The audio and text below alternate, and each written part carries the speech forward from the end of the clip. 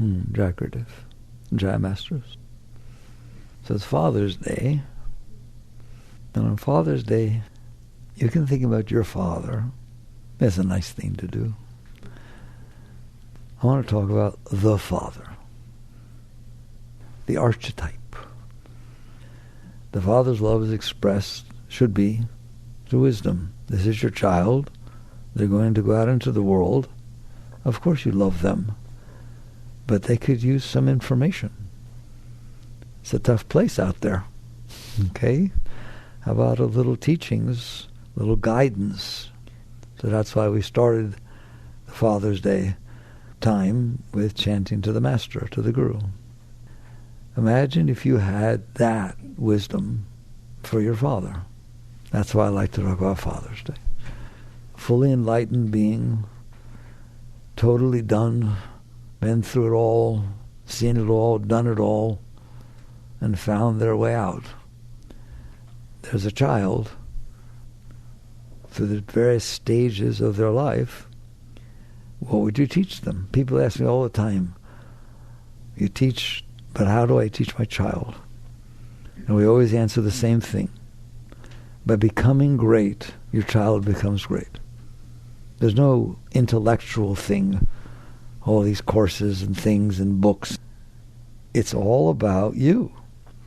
You impart onto your child the state of consciousness that you live in, the state of wisdom that you have.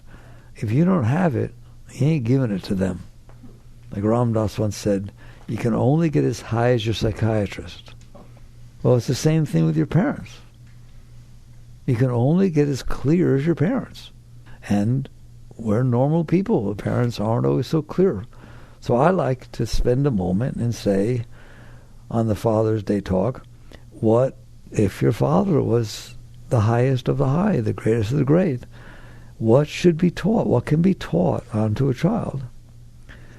So the first thing is people are very big, especially nowadays, maybe always has been, into I know what I want, I know who I am, I know what's best for me. Anybody guilty? Let me tell you a secret. You don't know who you are, you don't know what you want, and you don't know what's best for you. Have you found that out yet? Okay, you dug enough graves, caused enough trouble, left enough broken hearts, yours and everybody else's? Why? Because you don't know who you are, you don't know what you want, and you don't know what's best for you. So that's the first teaching, but it's not done through discipline. You have to learn that. You have to go through what you need to go through, or you're not ready for the teachings. They say when the student's ready, the master appears, the teacher appears. If you're not ready, it can't be shoved onto you. And that is, of course, what generally happens in our society, in all societies, is you're just told what you're supposed to do. Let's not just assume that the father is great. Let's assume the child is great and is ready and receptive. So first of all, what does it mean you don't know who you are? You don't know who you are. Don't give me this. You don't know who you are. That's what it means to be enlightened. You know who you are. People use that word very, very lightly. I'm enlightened. No, you're not. I know it in the new book. And toward the end, I wrote that, all right? And when I interviewed with Oprah a while ago, she told me she loved that all these people run around with spiritual egos saying they're enlightened. You're not enlightened. Enlightened is a very, very great state. You can say you had an enlightening experience. That's okay. But you're not enlightened. So you don't know who you are. What do you mean? Okay, let's start there. You have had various experiences in your life. These experiences have left impressions on you. I'm not going to get into it in depth today. You can read the books. We've all had the lectures before. The experiences you've had have left impressions on your mind and on your heart. What's going to happen is those impressions are very, very strong. What do you mean? They're energy. They're energetic. They're strong. If they did not make it through you, what does that mean? All kinds of things make it through you. You see a flower, a car drives by, you see a cloud, you hear a noise. It just goes right through. It's called experiencing the experience. How about 99.9% of every single thing you ever experienced made it right through you? You're 99.9% enlightened. Everything comes in. It comes in your eyes. The wind blows. You hear, you see, you touch, you smell, you taste. It comes in. You don't do anything with it. You just experience it. You don't even bother to think that you're experiencing it. You just here, look at this room. There, you just saw how many things. You couldn't even count them. You saw every little thing, everybody's nose and the eyes and the colors and the everything, right? You didn't do anything with that. It just came in and went through. Good. That's called be here now. It's all coming through your senses and you're experiencing it. So that is fine. Then you're somebody who is an experienced person. You've had experiences. You've seen this room, that outside, those trees, that birds. Yes, oh my God, you see so many things. It's ridiculous. But there are some things that are different. That 0.1% I was talking about. Why are they different? Well, they're not different. All right, everything's the same. It's a thing. Every single thing in the universe is a thing in the universe. That's very Zen. There is no difference between any one thing and any other thing. It's just a thing in the universe. They got created, and here they are. And you don't see them all. You just get to see the ones you're looking at. Okay? I teach you all the time now. You miss everything, don't you? You like to think that way. You experience one experience at a time. How many other experiences are you not having while you're having the one you have?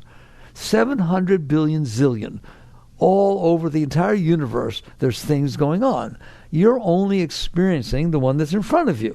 There's nothing special about that one. It's just another one of the things in the universe that's happening. It's everywhere, it's all the time. There's moments in time and space. Always has been, always will be, and there they are. Fine.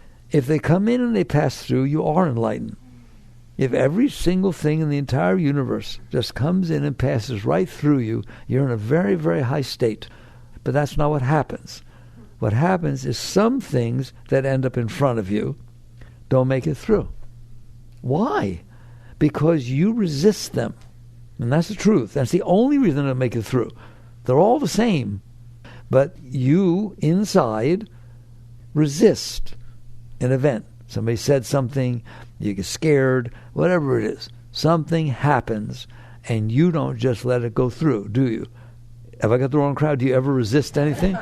Okay, good. I thought so. And so you are in there, have will. You have a power. It's called will. And you do have it. I don't know if people argue, I don't have will. Of course you have will. Do you move things around in there? Do you ever push things aside? Ever have a thought or an emotion that's not comfortable? When you push that aside, that is not a minor thing. How about this? That's why you're not enlightened. I'm going to be very fatherly to you today. I'm not going to walk it all through and baby you. I'm telling you, that's why you're not enlightened. If every single thing came in and passed through, I'm going to go to Zen. There's great writing, the third Zen patriarch, one of the deepest spiritual writings ever written. It's just phenomenal. It's called The Treatise on Faith Mind. It's a tiny little booklet. Ram Dass used to hand them out. That's how I first got it back in the 70s. And that was it. All you have to know is the first few lines. The great way, that means full enlightenment. The great way is not difficult for those who have no preferences. In other words, they don't resist things. They don't push stuff away. The great way is not difficult for those who have no preferences. When love and hate, meaning like and dislike, but he used the word love and hate, when love and hate are absent, everything becomes clear and undisguised. Make the slightest distinction, however, and heaven and earth are set infinitely apart. To set aside what you like from what you dislike is a disease of the mind. Avoid such pursuits carefully. There. That's the path. In other words, we're not there. It's not true that like and dislike are not there. And if you dislike something, you push it away. And I'm telling you, and you should know by now, and Freud even said it. Freud was not enlightened, but he saw some stuff. He said, here, I'll be Freud. I can't give a German accent because I'm not good at it, so I won't even try. If you sit there and push it away, Sigmund said, did he say, oh, it just goes away into the universe. If you push it away, it doesn't matter. He didn't say that, did he? He said if you push it away, it becomes repressed, suppressed. He used words like that. In other words, it stays there. Is there anyone in psychology that will argue that when you resist something and push it away because you didn't like it, that it doesn't stay there? That is the foundation of psychology. And yoga taught this thousands and thousands and thousands of years ago. The foundation of samskaras. That's a Sanskrit word, way back. What do you mean? When you push it away, it stays. Let's just start there. I'm being a father now. Let's get some truth here. It is not a minor thing to push it away. It is not a minor thing to push it away. Now, we can talk about why you push it away. We can talk about what to do to not push it away. We can talk about what happens when you do push it away. That is the essence of spirituality. What? The reason you're not an enlightened spiritual being is because you have pushed things away and they have stayed throughout your life. Are things in there that when you were 3 years old, can they pop up once in a while? When you go see mommy and daddy? How about your high school reunion? Anything come back up? When you see different people that hurt you or that you loved, the one that got away? And no, there's none of that stuff, right? They're just people, we're all one. We're all one. Go to your high school reunion and tell me that. Go home to your parents and tell me that. Okay? It's fun to laugh, but it's true, isn't it? You have stored stuff inside of you. You mean memory? No, I don't mean memory. And I made a big distinction of that in the new book. Memory is a different thing than a samskara. Is a different thing than this stuff I'm talking about. When events come in this world, they pass through your consciousness. They pass through your mind. They pass through your heart. They go through all your koshas, layers of your being. They come in and they pass through. That doesn't mean you will not remember them. Your mind is brilliant. Your mind is brilliant as a Cray computer, the highest thing that could possibly be. They have memory, but they don't have psychological problems. No. A computer does not have psychological problems, but it has memory. How does it have memory? Because that's how it's created. It's created that when stuff comes in, it goes through its circuitry and it gets stored. But it also passes through. But it has an image that's stored. That's fine. You have that too. You have that too. They say if somebody hypnotizes you, that you can remember white lines you saw on the road 3 years ago. That all of it's in there. Memory is a natural function of your mind. You mean my mind has natural functions? Of course your mind has natural functions. Do you think? Who taught you how to think? Your mind is capable of thinking. Your mind is capable of storing memory. Your mind is capable of creating, isn't it? Has tremendous power. It's just the gift that was given to you. And one of the powers it has is the power of memory. That's very nice. That's not the 0.1% I'm talking about. I'm talking about that it doesn't come in and make it through, pass into memory, get stored, go back up. You resisted it. When you resist it, it stays as a package of energy because you didn't let it pass through. So all of the energy that would have naturally passed through and let you have an experience fell into resistance. You used your will to resist it. So where did it go? It stayed there. Where? In your mind. Your conscious mind or your subconscious mind, call it whatever you want. It stayed in your mind. It didn't make it through. If it is in memory, it's corrupt. It's a virus. Anything you resisted is a virus to your mind, is a virus to your life. You held this thing in there. I don't like what you said to me. I can't believe you said that. I never thought you would say something like that. I will never forgive you for that. Good. You have a nice samskara. Let's just build it in here, and let's see if it ever comes back up. Somebody says, let's go visit Sally. Where does she live? Next to George. George is the one who said the thing. Next to George. I don't want to go. Why? None of your business. Or better yet, I don't know why. I just don't want to go. I feel it in my heart. That's a samskara. What's the difference between memory and a samskara? Memory never pops up by itself to haunt you later. It behaves itself like computer memory. Computer memory, you got to write programs to bring it back up. Not this stuff. Not samskara. They do pop, pop, pop, pop, like popcorn. They're coming back all the time, aren't they? You see a traffic light. It starts to turn yellow, and one time somebody ran a light, and you had to ram on your brakes 3 years ago. When it turns yellow, you get scared. Please listen to me. I'm being a father. I'm telling you what they don't tell the kids. That is what it means because you resisted it. Well, what happens if I ran my brakes, I spun around, I didn't hit anybody, and I said, whoa, that was like going to a fair on a ride. Let's do it again. No, we're not doing it again. But net result is, what if you processed it? What if you said, that's fine, it's just another experience in life. I'm sitting on a planet, spinning in the middle of nowhere, and there's these cars running around on the planet. It's pretty funny, isn't it? And one almost hit me. Who would have thought it? I didn't have that happen on Mars. There ain't nothing going on Mars. But net result is, if you hold it in there, it comes back. Why? It's trying to finish its journey through the universe. Like that Beatles song. across the universe. It's passing, as a Maharishi taught the Beatles. It's all just passing through the universe. The whole universe is just unfolding, but it doesn't unfold inside of you, does it? Why? Because you resisted it. You resisted those events. Because I'm analytical, very early, way back when I wrote The Search for Truth, back in 74, 73, 74, 75, I saw it as will is a power. Will is a power. You know that. Will makes things happen. Will is a force. It's a power. This event is energy. It's coming into you. It's the energy of the event. It all has its nature. It's coming in. When your will resists it, so it can't come all the way through, it circles around the wall of your will. That's how it stays in there. That's what a samskara is. Circling energy that didn't make it through. There's only one way that energy can stay still, because it can't stay still. If it can stay in one place, if it circles around itself, that's what a samskara is. That's what it means. So you've now held this seed. It's a karmic seed, by the way. You've held this seed inside of you that's trying to release. It's trying to release all the time. It comes up in your dreams. You see a traffic light. It comes back up. Somebody says something. Somebody tilts their head the way your father used to. And all of a sudden, good or bad comes up, depending on how you felt about your father. Do you understand that? I've had people say to me, you sound like my mother. You ever said that to somebody? You sound like my mother. It's not your mother. She died 15 years ago. But you have this samskara in there.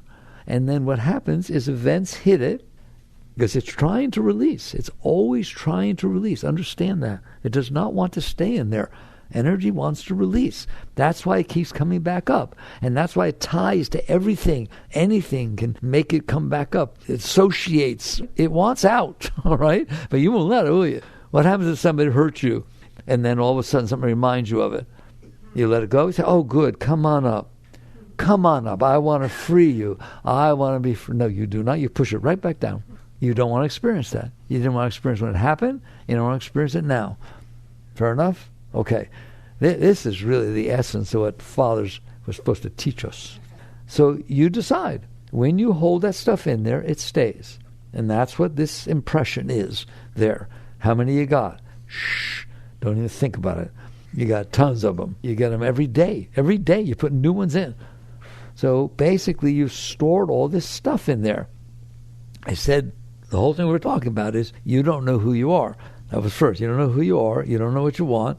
And you don't know what's good for you. All right? So you don't know who you are. You know who you think you are?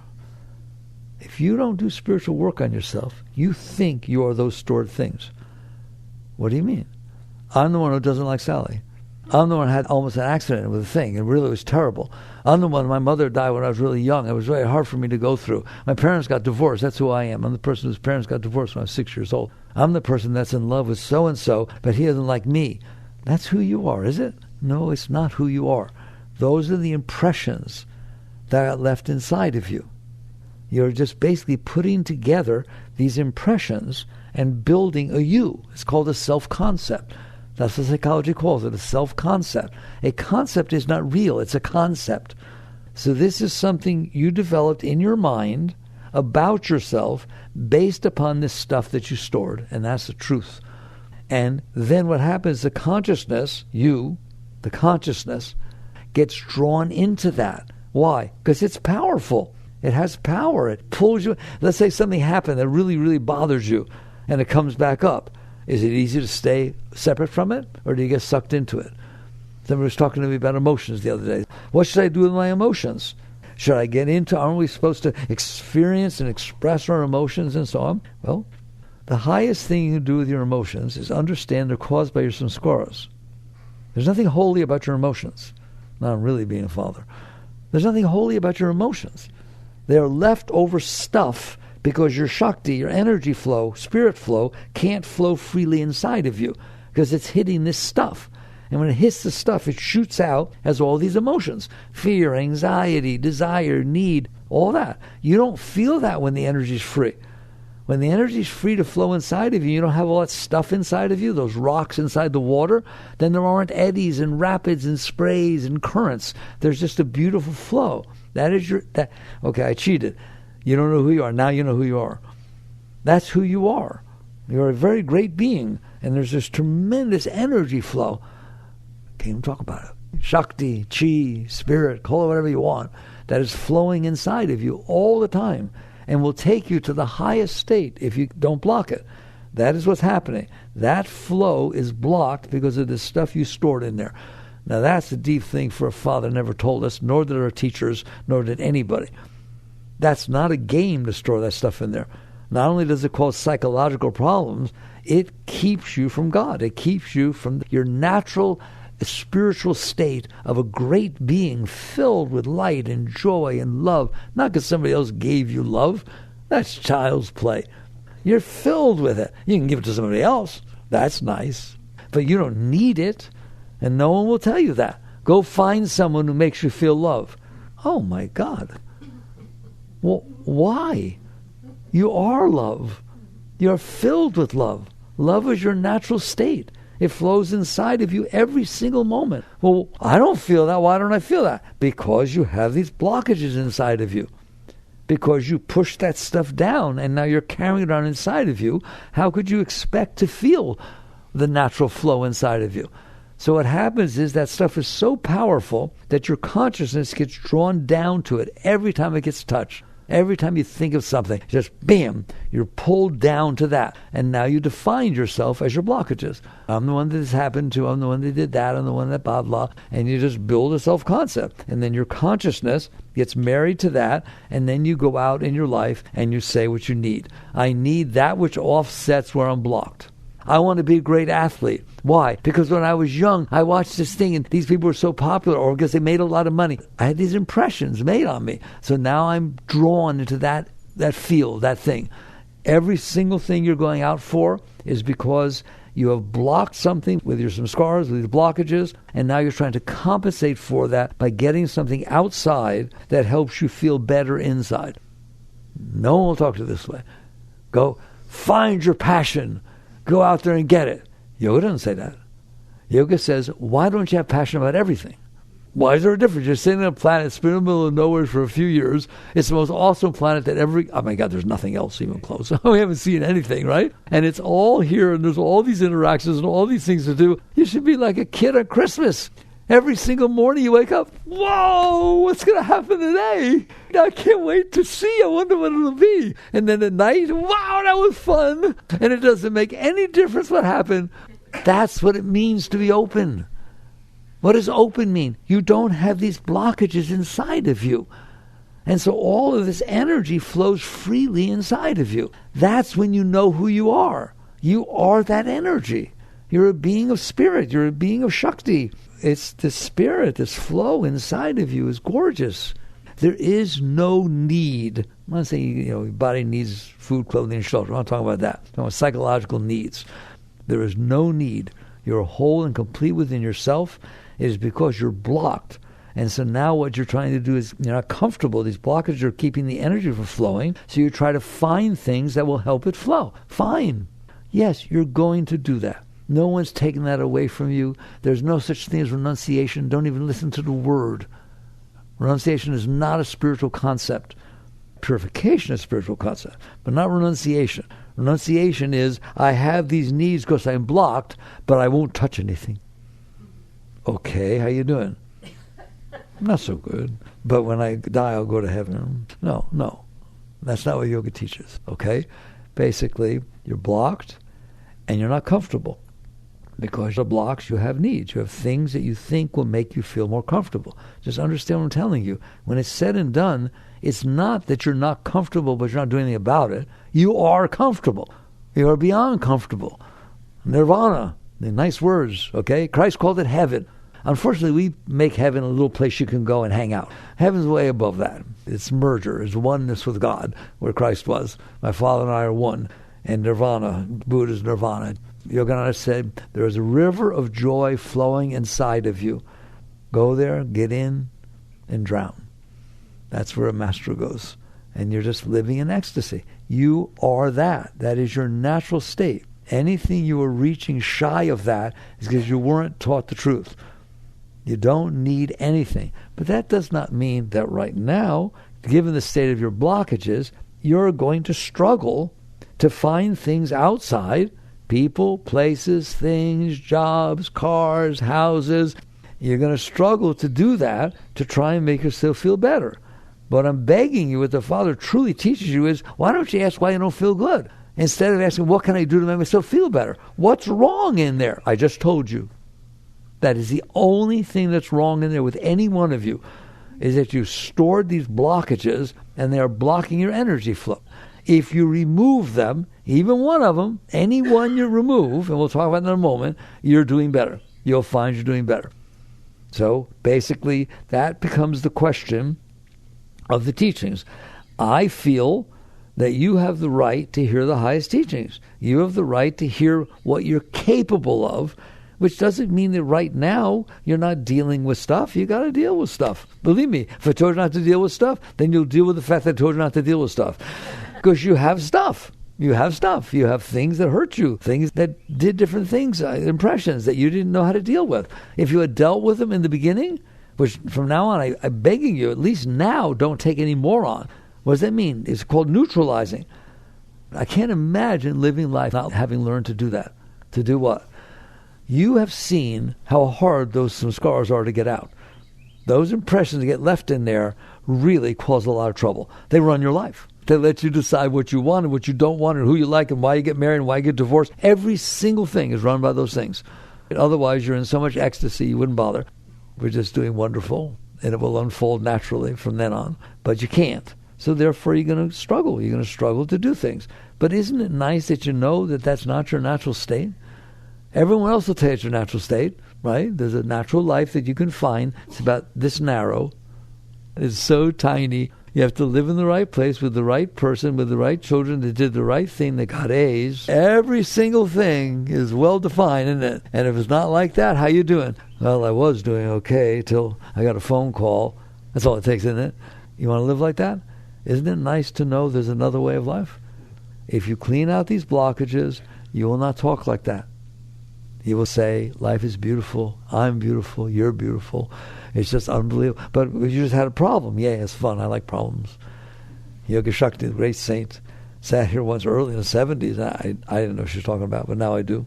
She said, problems are the nectar of life. No one told you that, did they? Problems are the nectar of life. They're fun. They're challenges. It's like a sport. How would you like to have a sport that every single... Here, go play pool, and every time you hit a ball, it goes in the pocket. How long will you play? Never. The challenge is what makes it fun, isn't it? So these things you call problems, it's a sport.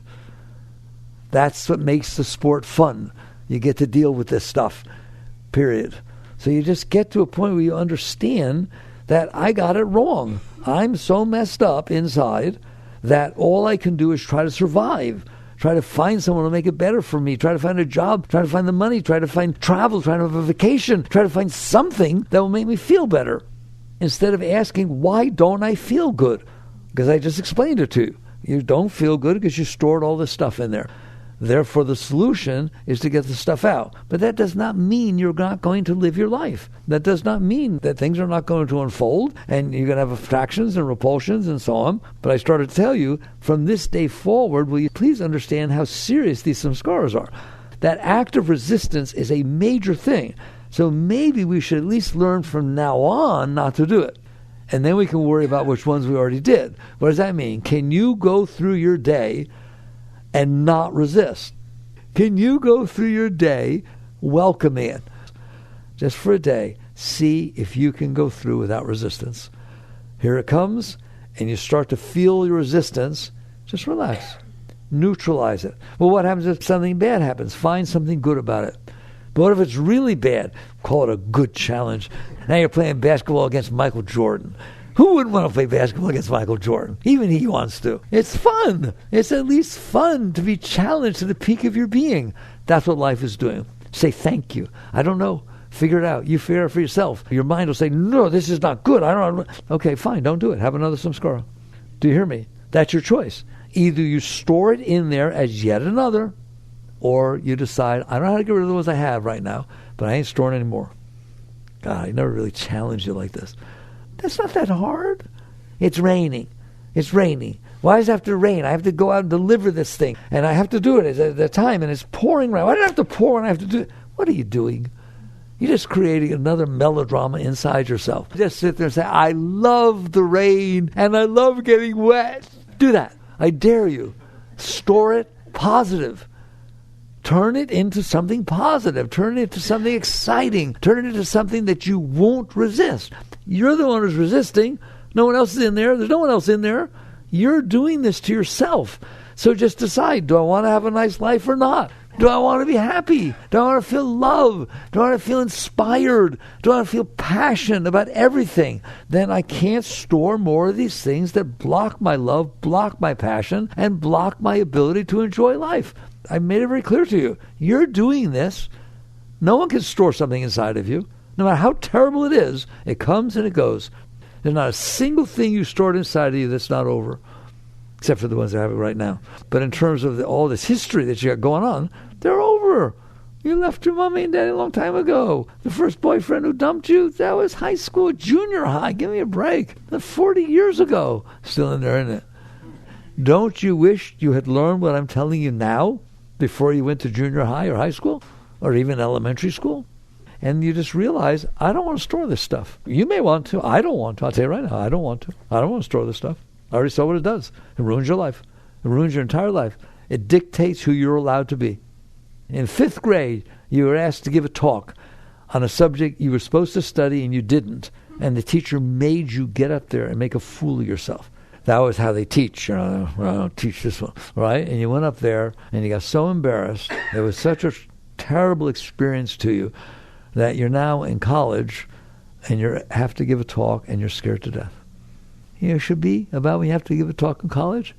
Oh boy, this could be so much fun. What if you screw up? That'll be fun too. What if they all clap? Well, that'll be fun. What if they all boo? Oh, I love boos. You're welcome to do that. Who said you can't do that?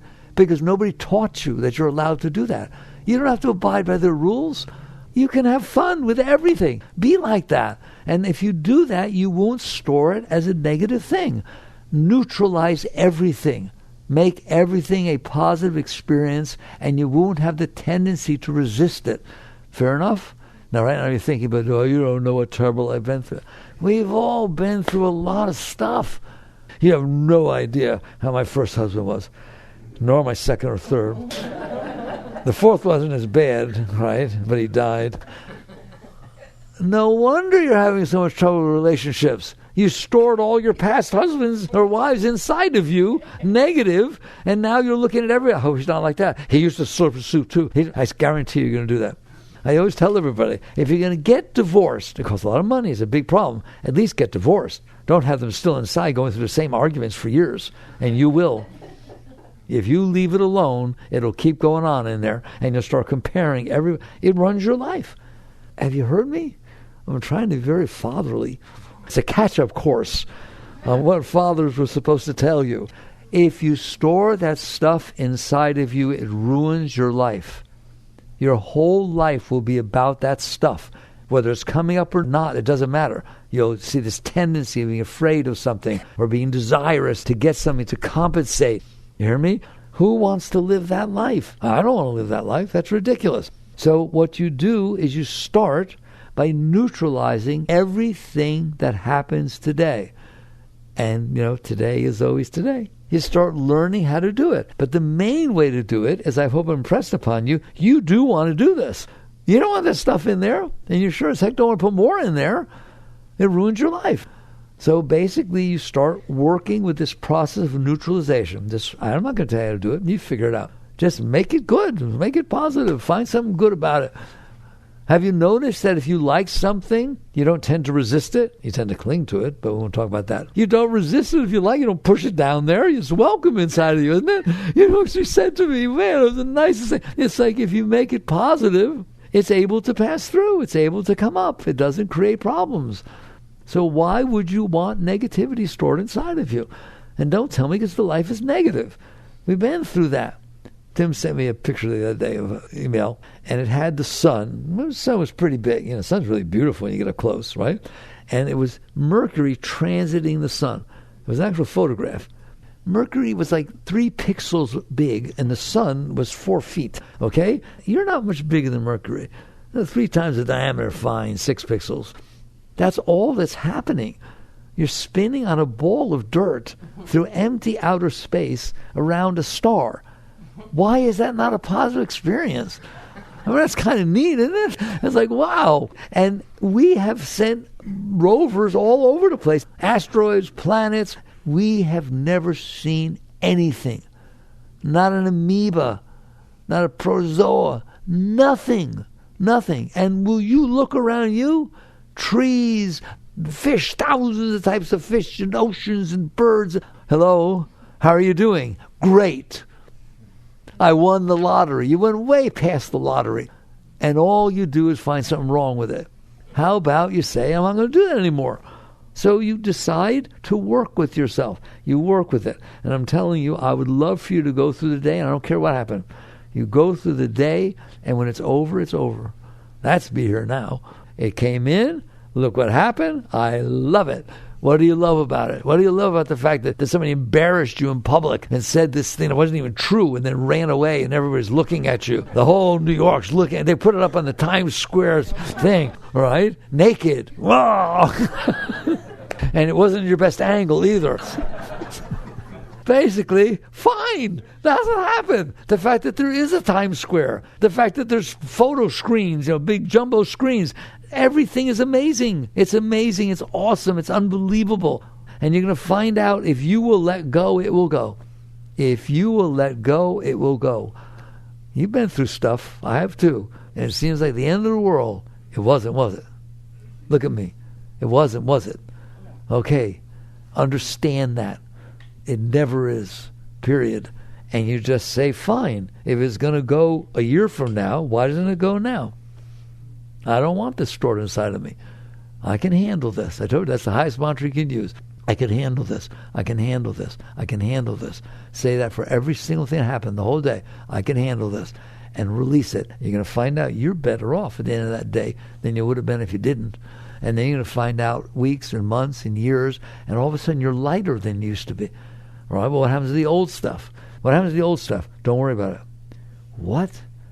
What do you mean, don't worry about it? If you will do what I just told you, what will happen is, because you're not putting new stuff down, right? It's called a LIFO stack. Last in, first out. It's a LIFO stack. The last one you push down is the one that's going to come back up. The one that's latest. The other stuff gets pushed further down. It keeps going down. Keeps going down. As you don't put more in, guess what happens? It comes up. It comes up. Well, isn't that bad? No, that's good. Why? You don't want it in there. But it's going to hurt. First of all, you learned how to handle the day without suppressing. Therefore, you learned to handle some discomfort. You learned to make something positive out of events that weren't so comfortable. You're going to find out when this other stuff comes up, you can handle it. Little by little, you can handle it. And you just do. When it comes up, you say, good. You know what I do? I remember years and years and years and years ago when I started doing that, and it worked. When it starts to come up, I'm telling you the old stuff from years ago. When it starts to come up, instead of even waiting to neutralize it, waiting to see what, I don't even care what it is. I feel it coming up before it comes up, don't you? It's like a disturbance in the force, right? It goes like that. It gets weird around there. The moment it shifts, welcome it. Throw it a party. Where have you been? It's been years since I saw you. Throw a party. Welcome it up. I love you. I love you to pieces. I'm so glad you're coming up. I want you to, because you do want it to come up, but you want to pass it through. You don't want to push it back down. You don't want to suffer with it. You just basically welcome it up. If you will do that, wait till you see what happens. What happens if you open, things can pass through. If you close, they can't. So you always open. You stay open, but you learn to do this deeper stuff by doing the everyday stuff. I call it the low-hanging fruit in the new book. Read the new book. It goes into great detail. But basically, you're going to process this stuff. It's going to pass up. I'm starting to tell you, somebody asked the other day, well, what about emotions? You don't want to skip your emotions. No, you do not want to push your emotions back down. Do not suppress. I mean, your father, right? The worst thing you can do with an emotion is suppress it. Because then they'll go down there, okay?